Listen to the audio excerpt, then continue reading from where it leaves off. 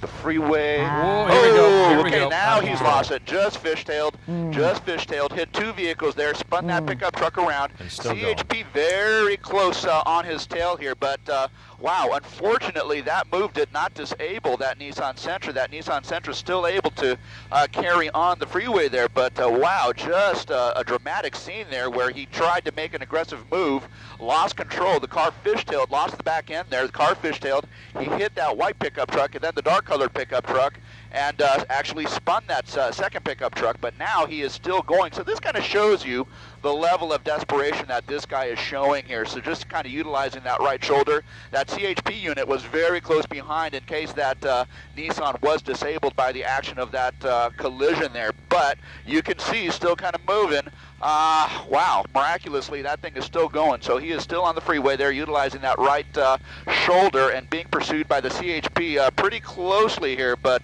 again, wow, is he going to try and get himself into a position there where he might be able to get off the freeway? We'll see. But just an exercise in caution for those who might be up ahead, because this obviously is a situation where he is exhibiting some very desperate behavior there.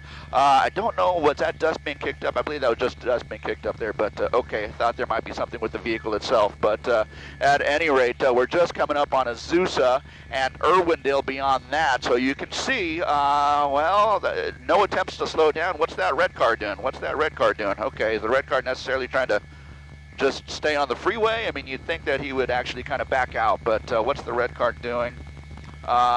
Okay, at any rate, the Nissan Sentra, the dark colored Nissan Sentra with the front end damage is what we are following at this point, kind of weaving in and out of traffic there. Is that a motor officer behind him, a CHP motor behind him? It looks like it. So yeah, you can just see that the suspect is just kind of weaving in and out. Now westbound on the 210 freeway, and it looks like he's kind of making efforts to go up to the right lane, maybe even to get off the freeway at some point. We'll watch and see what he does here. He has not done that in a way that would make us believe that he is really trying to lose the police, other than when he first came to air in the Laverne area, when he actually got off the 210 freeway east and then got right back on the 210 freeway west. But now we are going to be coming up on the Irwindale area over towards the 605, and perhaps this is an area that he might be familiar with. If you were listening to us just a couple of minutes ago, that 605 and the 210 is the area where he just threw a gun out of the window there. That is what they believed at that point anyways. But now again, we're kind of returning to that area, into the Irwindale area, westbound side of the 210 freeway. We'll be coming up on Irwindale, we'll be coming up on the 605 freeway, and beyond that we'll see what he chooses to do here. But some desperate moves by this guy, this suspect, who was initially wanted, from what we understand, for expired registration. Guys? And the illustration of what we were just talking about a moment ago, putting people in danger, cavalierly hitting other vehicles, leaving them strewn about the freeway, and then just continuing on with his damaged vehicle. Again, continuing to put people at risk. This is the 210 freeway near the 605 at this point, going westbound. If you know anyone in that area, obviously try to stay off the freeway right now. Rare to see a motorcycle officer from the CHP in pursuit in this way. Typically it is a radio car that is behind, but in this case we actually have a motorized. Yeah.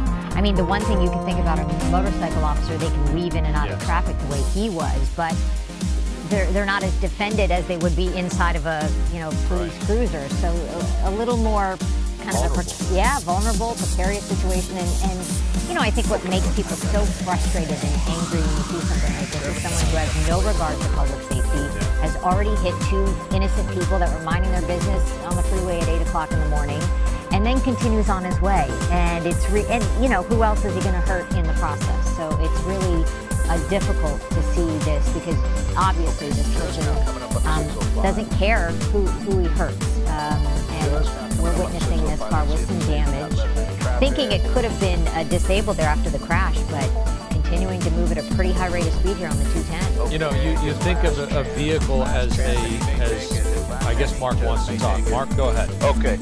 Yeah, his last chance, and he just may take it, is what we were saying here. He was just now coming up on the 605 freeway and utilizing the left lane of traffic here, but he did swerve over to the right, and now he is going to be on the transition to the 605 south. This is right in the area where he discarded that weapon, about 20 minutes ago here. So now, again, backtracking back south on the 605 freeway. Now, earlier on, when we first started hearing this pursuit, he was actually coming through downtown Los Angeles, eastbound on the 10 freeway. He made it to the 60, and then he made it to the northbound 605, and then up to the 210 freeway here. So you can kind of see he's, okay, Aldo, thanks. He's now just kind of backtracking, and now 605 south from the 210 freeway there. You can see that motor officer that is, well, relatively close behind him, just kind of keeping tabs on him. We also have a CHP helicopter above that is also tracking this guy's movements here. So given the fact that he's now 605 south, traffic conditions up ahead down towards the 10 freeway, not very bad at all. So in fact, he is going to be able to maintain a certain speed that he wishes, but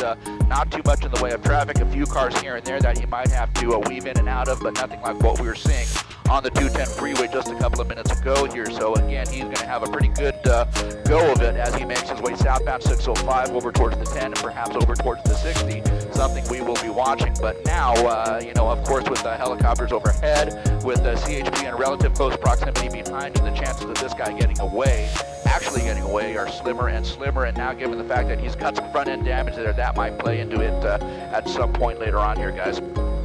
The motor officer that's pursuing, is that officer alone, or are there units behind the motorcycle officer?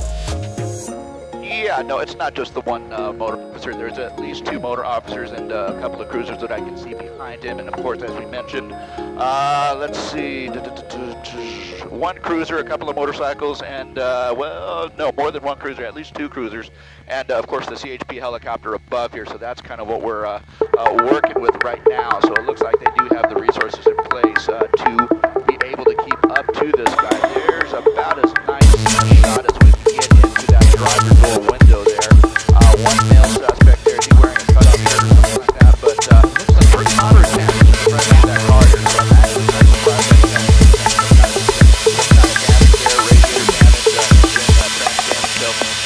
no leakage of fluids, no overheating, at least not yet, but that might still come into play over the next few minutes here. But some pretty substantial damage to the front of that Nissan, so it's still going.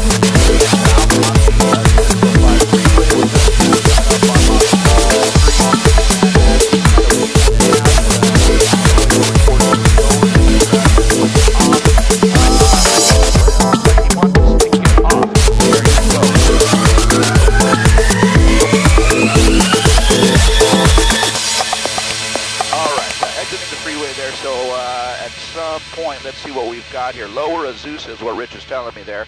He's kind of in that center lane, which is clear of any traffic at this point here. So let's see what he does.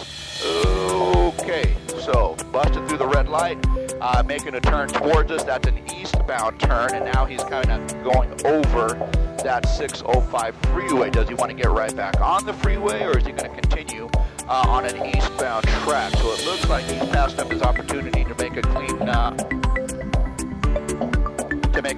transition back to the north 605, but it looks like he's slowing down here, so I don't know what that means. Is any damage to his car starting to catch up to him, because he's certainly not traveling too fast, and maybe that's a good thing considering that we are on surface streets at this point here. Right now, we're eastbound, and well, let's see here.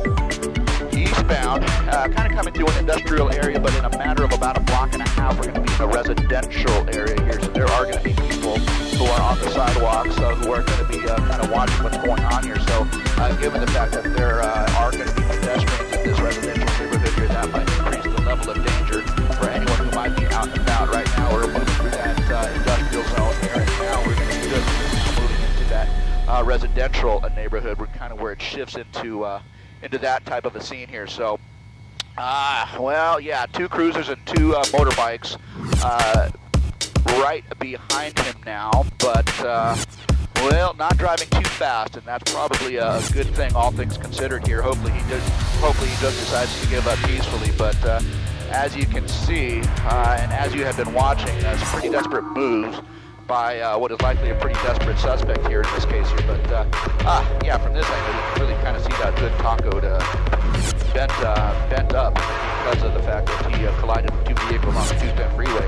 Okay, that's going to be a pretty fast and pretty aggressive move to the left. That's going to be a northbound turn into the residential area here, and so now it kind of makes you think, does he know where he's at? Is he familiar with the area? We've seen that many times with pursuits where suspects will bring us into an area of familiarity. This might be someplace that he knows, and so, well, I guess we'll see what unfolds here, but not necessarily driving too fast, but sometimes this is an indicator when he tends to slow down here. If he gets to an area where he feels comfortable, he might just stop and foot bail. So something that I know the CHP are going to be looking out for.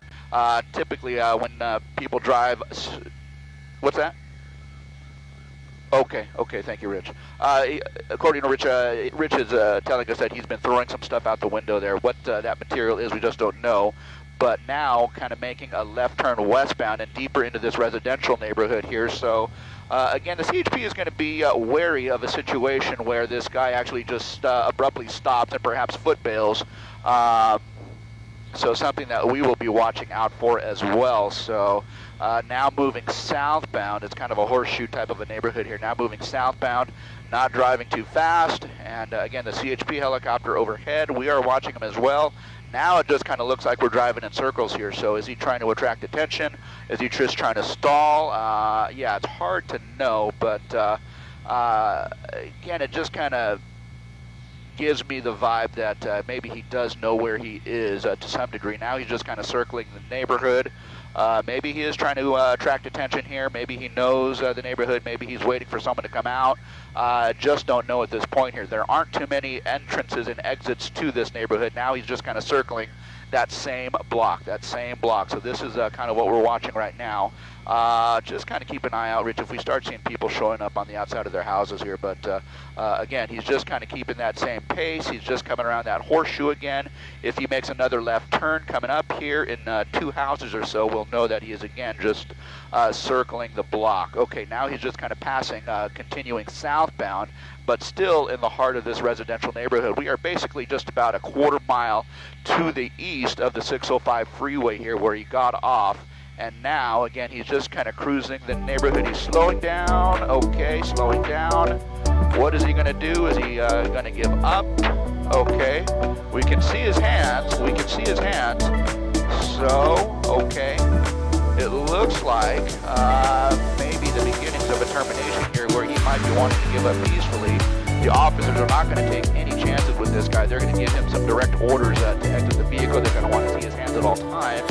But let's see what unfolds here. We have at least 1 cruiser and 2 motor officers down there, CHP unit above, and they're just kind of getting this guy to come out of his vehicle nice and slowly. They want to keep his hands in sight, no sudden movements, especially given the fact that this guy was potentially armed and dangerous, having thrown out that weapon at the 605 and the 210. We are just now going to watch and see how this unfolds here. So, you know, wary of the fact that this guy might have additional weapons. No problem, I've got you.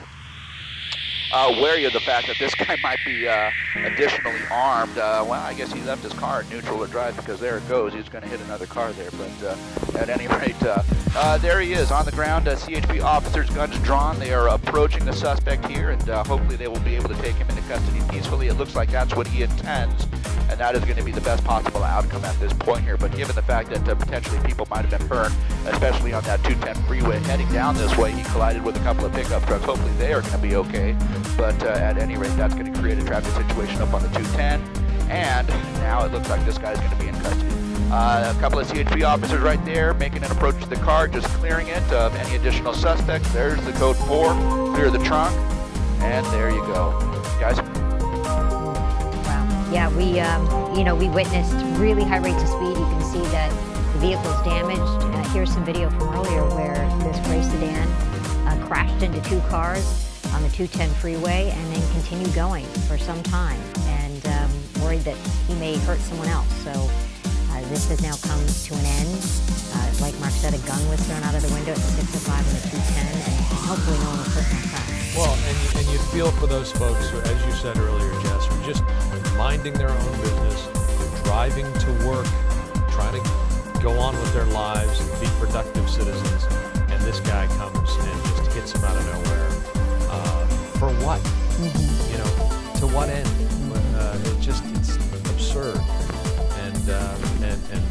he's in custody. So you just feel for those folks, and it's good to see that CHP got this guy into custody. All right, appreciate Mark Kono taking us through that as well.